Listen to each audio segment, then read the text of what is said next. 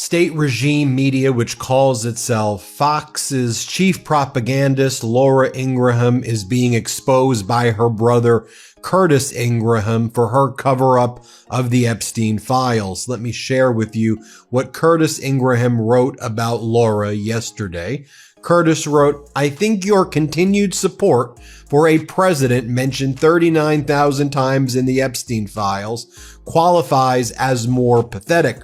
Based on a review of the massive trove of documents released by the U.S. Justice Department, Donald Trump is mentioned more than 38,000 times across 5,300 files."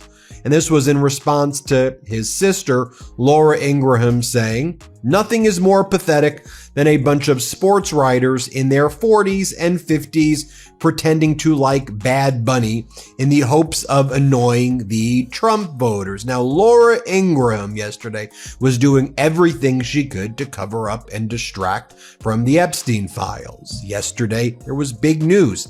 Ghislaine Maxwell, one of Donald Trump's close friends, and she was, of course, convicted of child sex trafficking and then moved by Donald Trump from a Tallahassee secure prison facility to a club-fed VIP facility in Camp Bryan, Texas, after she spoke to Donald Trump's former criminal defense attorney, now the number 2 at the Department of Justice, Todd Blanche. So she invoked the Fifth Amendment against self-incrimination and refused to testify yesterday before the House Oversight Committee. And she was given questions like, "Can you provide any information about whether you and Jeffrey Epstein gave Donald Trump underage girls? Was Donald Trump involved in the sex trafficking enterprise? What do you know about other co-conspirators?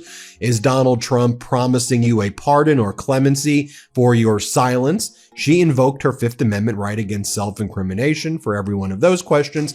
Then her lawyer, David Oscar Marcus, read a statement saying that, well, if Donald Trump gives her clemency, she's happy to come forward and give a statement that would vindicate Donald Trump.